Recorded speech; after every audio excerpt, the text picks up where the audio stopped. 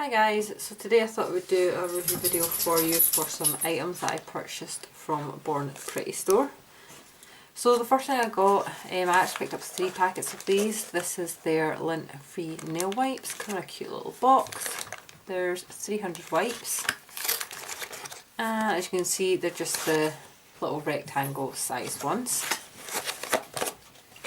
In addition to that, I was needing some more liquid latex. That is a bottle of this. I'll do a different review video just testing that out and see how well it works.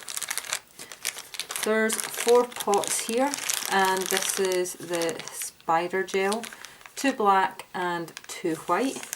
I'm going to again do a review on that just to see how well it works. It seems to be all the rage just now with nail artists, so I'm really excited to try that.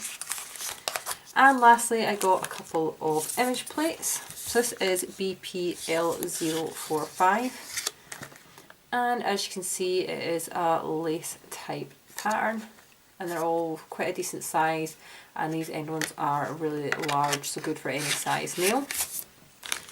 And this last one, try to see what image plate it's classed as. There's just a number on here.